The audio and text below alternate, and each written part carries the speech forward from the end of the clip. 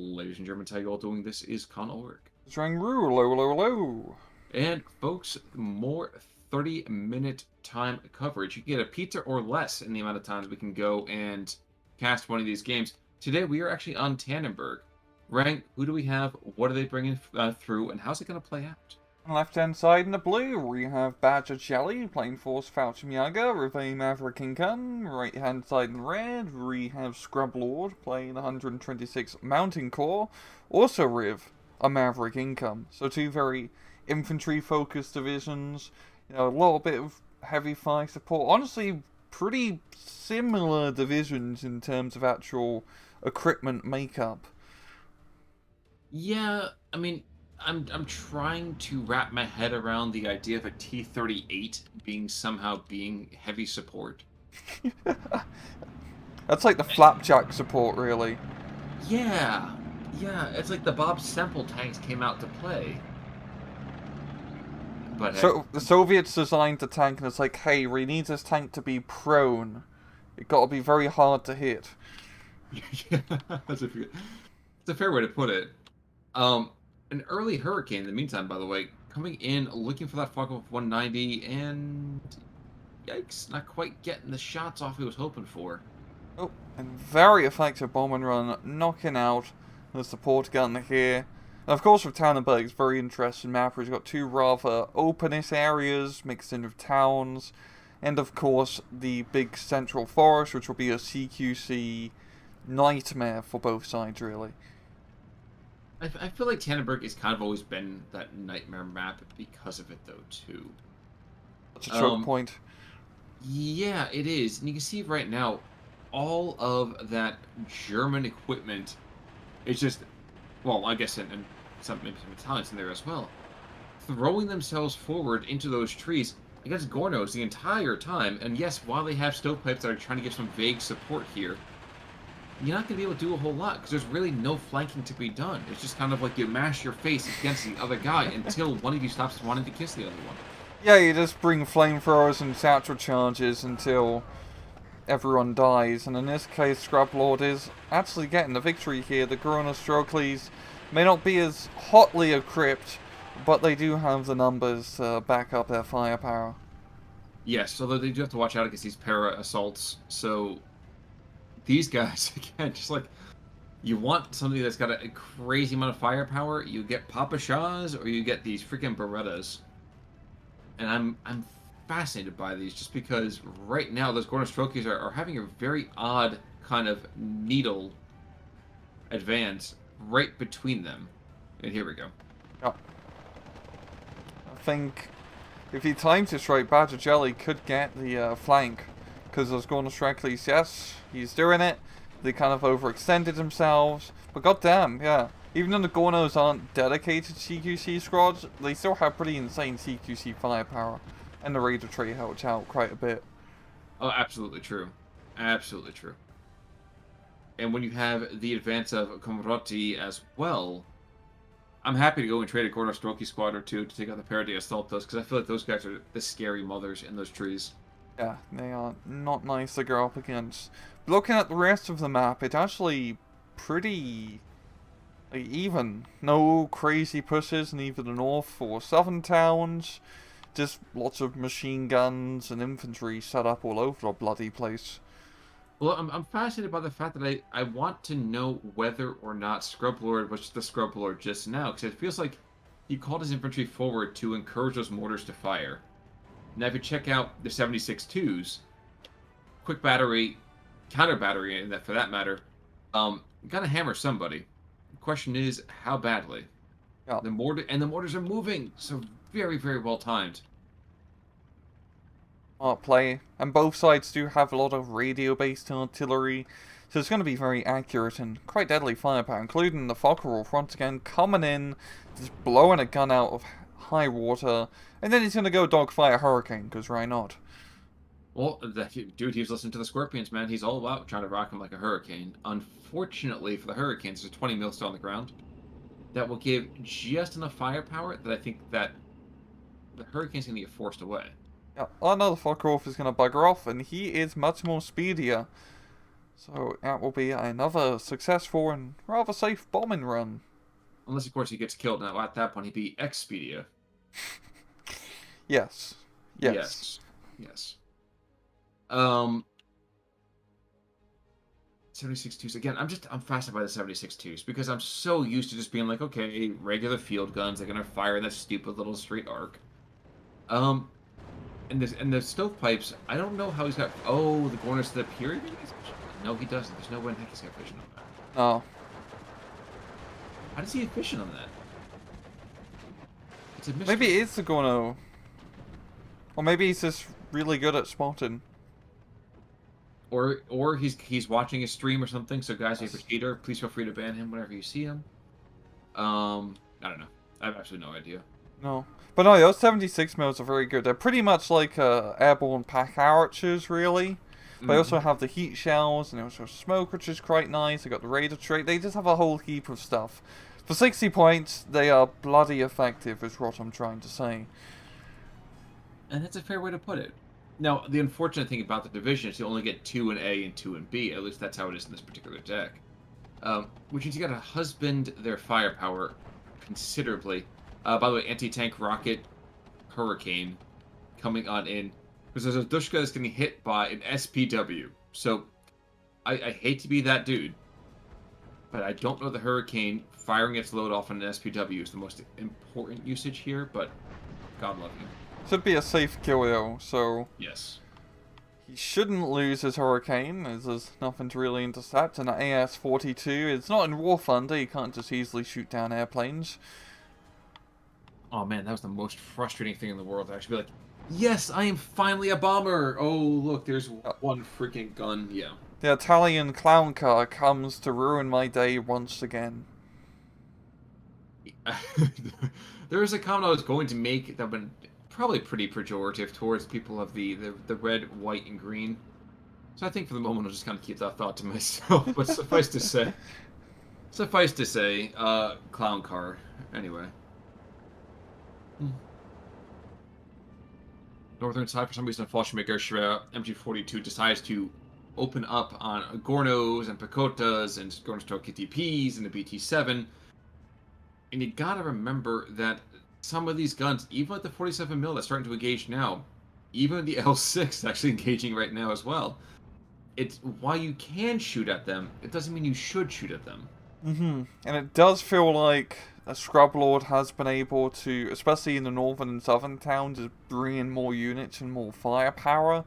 I mean, he hasn't made much progress. It's kind of hard to on the northern flanks, but he definitely has a more like steady defense. Yes, he does. And I kind of feel like the 4th Fallschirmjäger, while they have some very, very deliciously effective equipment, I don't know.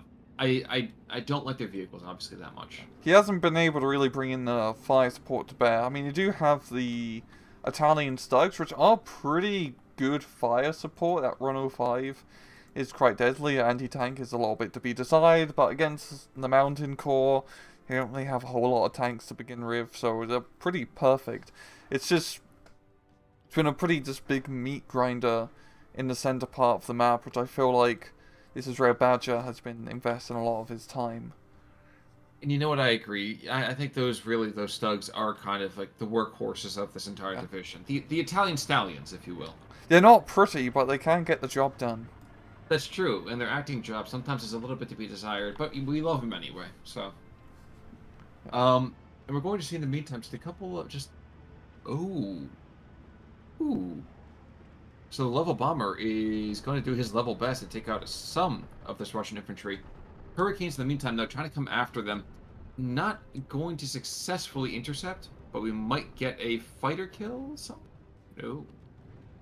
Oh, we do get a fighter kill. Yeah, very dangerous head-on there from the Focke-Wulf. He only has 220 mils compared to... Okay, it's pretty similar firepower to the Hurricane. I think it was the Veltro that kind of helped in the meantime. Just this Hurricane in the meantime trying desperately to go after this ground attack Focke-Wulf, and actually I very much prefer this kill. Yep, that's one. Not bad and at all. He's going to get greedy. Will he be greedy? Oh yes. He's got the stars.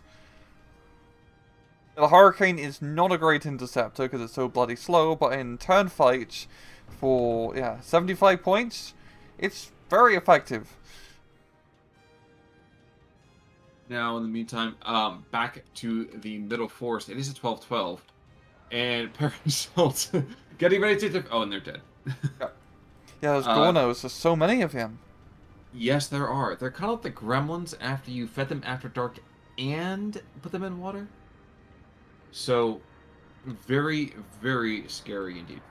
Yeah, and Scrublord has been able to really utilize his CQC firepower quite a bit. I mean, Badgerjelly does have decent CQC troops, but he hasn't really been using a lot of the Fauchimiagas, which is definitely work quite well in both towns, as, you know, Fauchimiagas have an insane amount of firepower. They feel like they have G11s, honestly.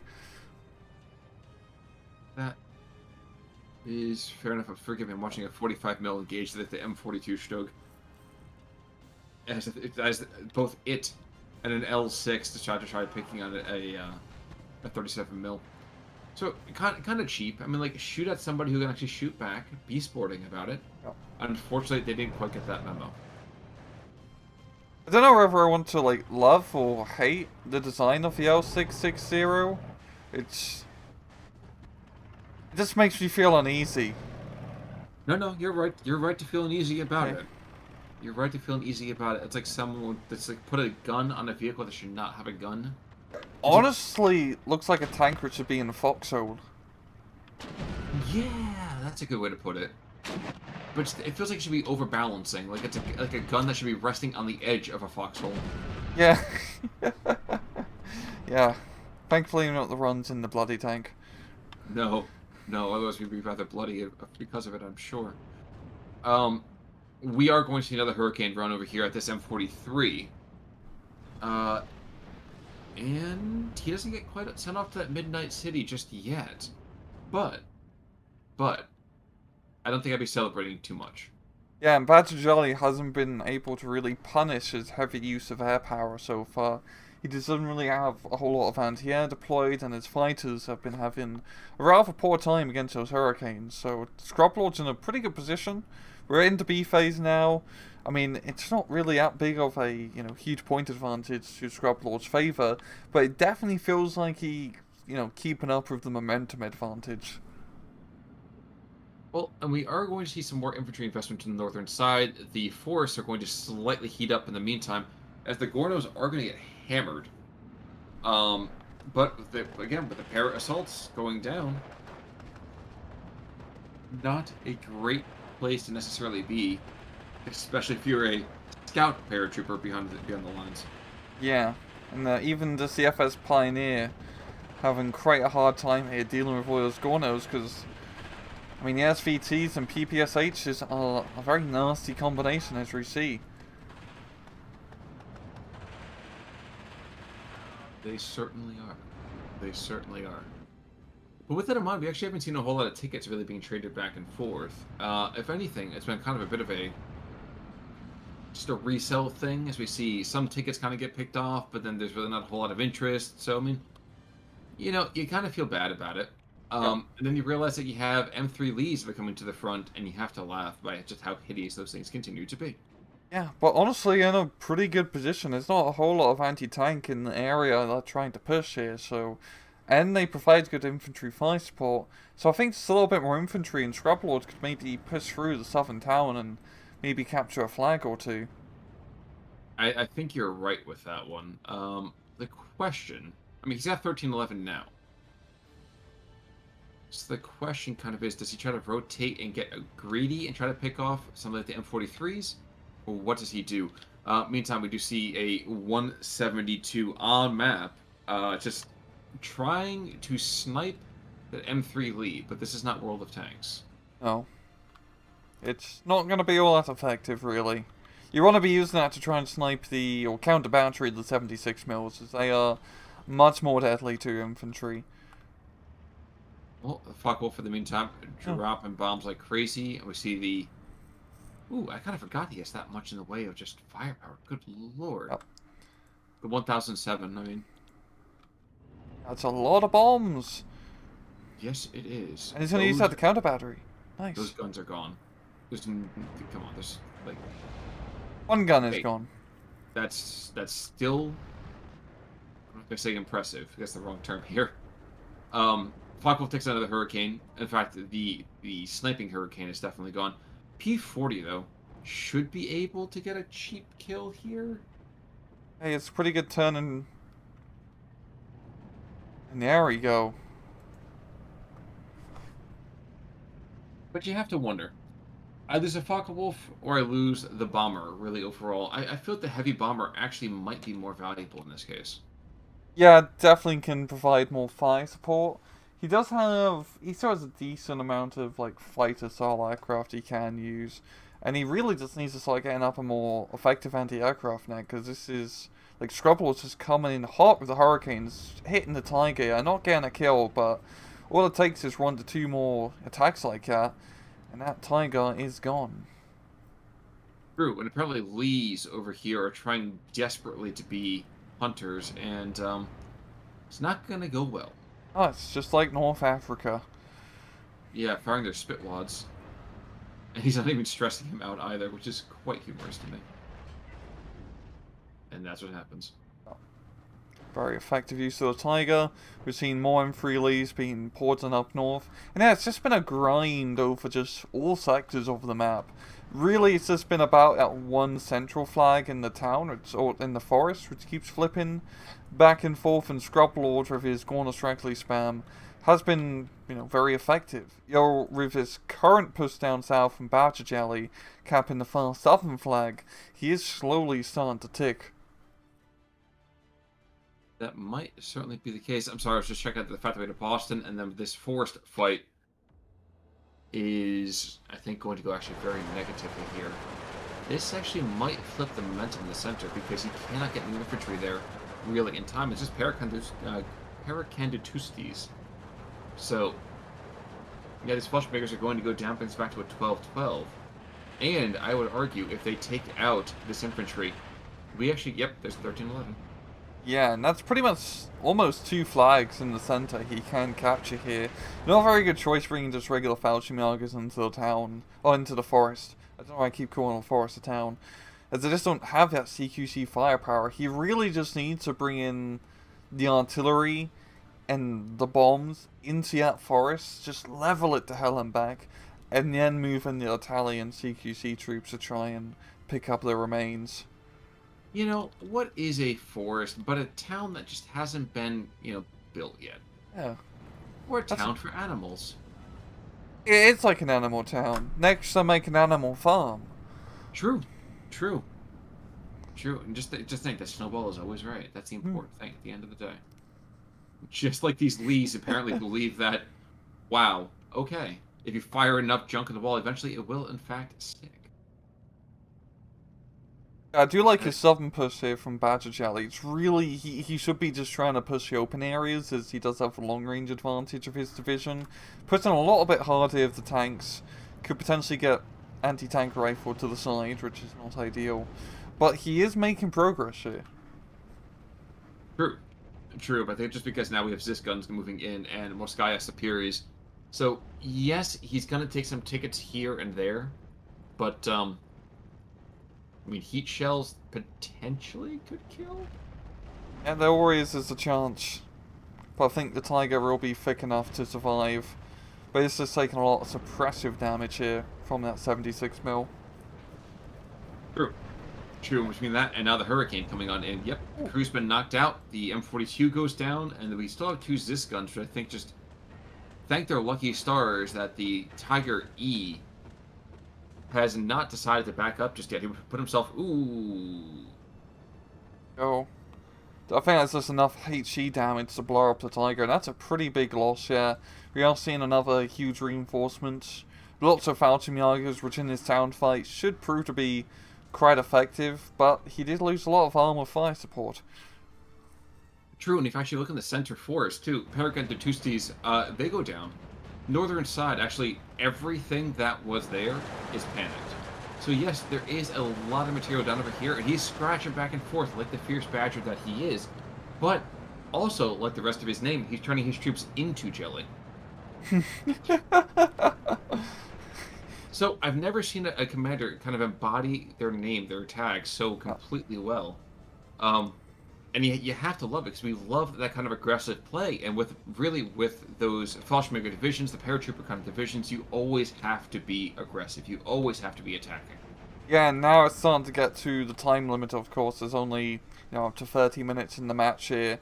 I think Badgerjelly just kind of has to all or nothing down south. He's lost a lot of, ground in the central forest. He can potentially get 1 or 2 flags back, but he shouldn't be trying to push hard here. He just needs to try and push heavy down south. I mean, there's a lot of potential flag advantage, which he can pick up. Worth mentioning here, we have like a Fury in reverse, as we have a Tiger being engaged by 4 Lees. Not entirely sure why those guys thought, yeah, let's go down the road here. That's a great idea. Right in the open. They won't see us with a massive turret ring. Yeah, I mean, maybe they're just really all about that bling, though, too. Maybe they're just like, guys, we gotta go and just show off the thick with, oh, wait, we have no Cs. So... Yeah, I do like his push. Oh, go ahead. No, please don't say No, you go ahead. Sturmpanzer. Yes. I'm sorry. That's what I was going to say. The Sturmpanzer is ready to storm. I do like where he is pushing it. It's a little bit risky because it could have been anti-tank guns in that forest, but fortunately for him, there is not. But if he hooks out rounds, he can start providing some fire support down south into the town. Oh, the Z-1007 does survive the anti-air coming in clutch. Yes, indeed. Now, this is not engaging anything important.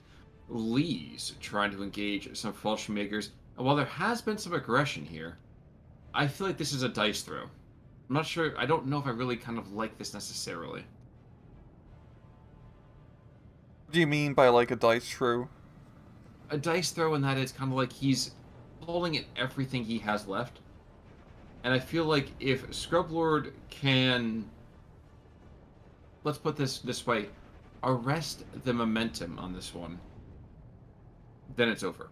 No, it's pretty legit. It's do or die down south.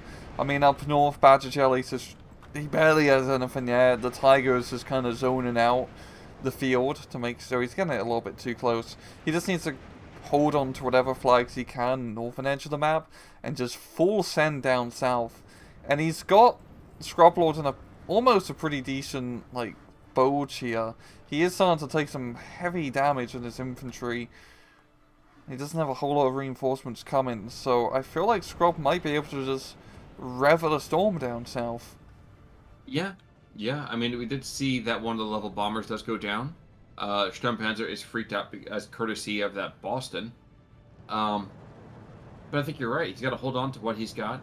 And it does make a difference if it makes it or not. I would say they have each other, but really all he has is Sturmpanzer, and that's all right for war. He's taking his shot.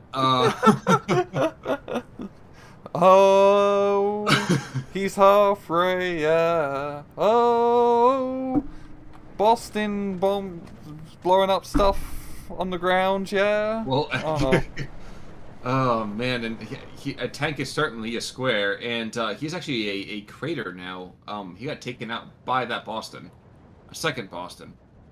And the Tiger E, so it's getting kind of funny. So we have these Lees that are sitting in defilade. What they're waiting for, I don't know. But we have these 4 Lees that are just kind of waiting as this weird cavalry charge just waiting to happen. That's a very odd spot for the Lees. We've got the FS Pioneers coming over. Fortunately for the Lees, there's no Panzerfaust on them, so they should have a rather easy time. Unless, of course, they just decide to show their engine decks, which... Oh. Ta-da. Oh. Yeah. Yeah, so that was a choice. Just like we have these Fallschirmjäger Pioneers that are now in a pocket. And I didn't see the M40 whatever go down? Yes, it did, I suppose. Yes, it did. It did. But yeah, that feels like Badgerjelly's just lost a lot of his momentum here. And Scrublord has been able to survive that storm down south. He's got that 13-11 still ticking, so he's pretty much in the clear, I'd say, for taking the victory. I think you're right on that one. I mean, the Lees have taken horrific losses, which is to say they've lost more than one. And these Tigers have not been able to really drive home, let's just say, their technological, I'm gonna put this in air quotes, advantage. Yeah, Scrolled has kind of taken a like a play out of the Kursk book and built like a defense in depth. Really, I mean his firepower isn't anything. I mean the GornoREKtlis are pretty insane, but like long range anti tank firepower, it's pretty lacking. Now he is finally bringing in some KV-85s, but he's just been able to just throw enough bodies and just buy time to allow the bombers to come on through to pretty much save the day. I think that's a fair way to put it. Now, I wish he had put these, he swung these Lees around, maybe to go actually hammer the Tiger in the side. But hey, you know what? I think if he tries to just continue to bash his AT gun against the Tiger E, I'm sure that'd be perfectly fine. Yeah, Or he can events. call in two bombers, well, a ground attack fighter and a bomber, add him too. That should probably do That something. would also work as well. Just lots of high explosive firepower. That's one thing I do love about Steel Division. So yeah, as a heavy tank, you may not have the anti-tank penetration to deal with it, but if you just throw enough high explosives at anything, you can pretty much solve most problems in life. Yeah, yeah. Uh, just watching as these Lees are probably going to get picked up, at least in part, by not the L6. I knew that wasn't going to happen. Um, but the Paracatutsi, again, I'm never going to say that right. The paratroopers are the Panzerfaust. Yes, And there we go. Now the Lees rotate, then that's how the Tiger goes down. is the Lee cavalry charge. It's very Jeb Stewart for those of you out there who are Civil War aficionados. They make a lot of noise. There's a lot of like woohoo, and then nothing really comes from it. Very Right now, impressive how you can got there to begin with. yeah, exactly. It's like these pairs. In the meantime, they have themselves a Panzerfaust. Do they get into range with it? Nah. That's a suggestion, not an order. Yeah. And there we go. Here's the tap out. And a GG for Scrublord, showing that he's not that much of a scrub. No, he isn't. And unfortunately, Badger not really able to kind of hound his way to a victory there. And you can see right now, there apparently was a little bit of friendly fire. I missed exactly what that was. But a 1,300, 1,400 kill difference, not terrible at all. No, and looking at the kills, nothing really that crazy from the Soviet side. It's pretty spread out. Yes, it is. Other way around, the Flocka Wolf got some small kills there. Tiger E picking up some small things. For the most part, really not crazy, crazy killy. Yeah, and Badgerjelly just wasn't able to really, you know, utilize his like long range firepower advantage in that match.